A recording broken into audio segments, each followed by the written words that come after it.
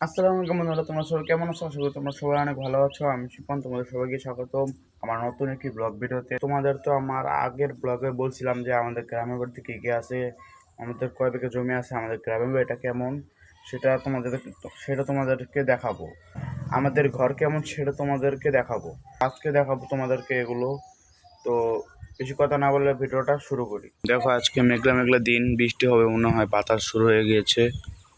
তো বন্ধুরা, প্রথমে শুরু করি যে আমাদের বাড়িটা কেমন, দেখতে কেমন, এবং আমাদের বাড়িটা কীরকম এখন আছে। তো চলো দেখি আমাদের বাড়িটা কেমন। এই যে দেখো বন্ধুরা, এটা হলো আমাদের পুরানো বাড়ি বলতে গেলে। এই সাইডটা হলো আমাদের, আর হলো এই যে এই বাড়িটা দেখছো, এই যে বিল্ডিং বাড়িটা, এটা হলো আমার চাচার।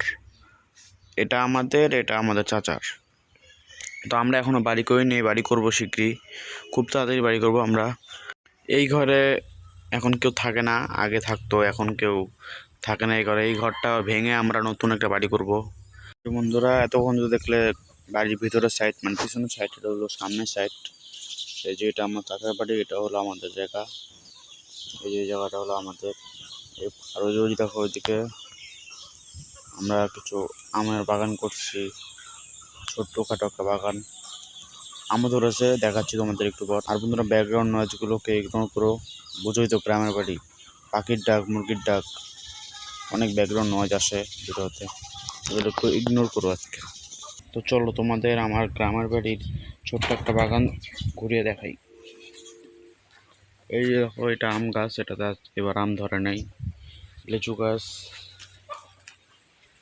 যে ওইদিকে দেখো আরেকটা আম গাছ আছে, দেখো কত বড় আম ধরেছে। এগুলো আমার দাদি জাল দিয়ে বেঁধে দিয়েছে, কী কারণে বেঁধে দিয়েছে জানি না, তোমরা জানো কমেন্ট করে জানিও। এই যে ওইদিকে একটা গাছে আম ধরেছে শুধু, এই গাছে শুধু আম ধরেছে।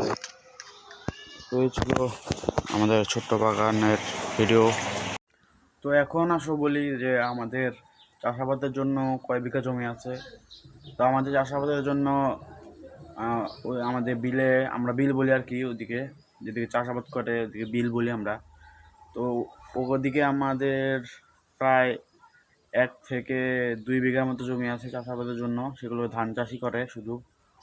এবারও করছে, আগেরবারও করছে, আমিও ধান চাষাবাদ করছি, অনেক অভিজ্ঞতা হয়েছে আমার এই ধান চাষ করে। আসলে কষ্টও আছে ধান আবাদ করে, কিন্তু ফলনটা দেখলে আর কষ্ট মনে থাকে না।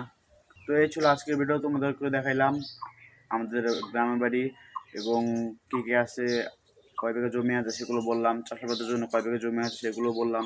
তো ভিডিওটা কেমন হলো, ভিডিওতে ভালো লাগলো ভিডিওটাকে লাইক দিও এবং কমেন্ট করে জানিও কেমন লাগলো ভিডিওটা। তো আজকের মতো এতটুকুই, দেখা হবে পরবর্তী কোনো ভিডিওতে। আল্লাহ হাফেজ।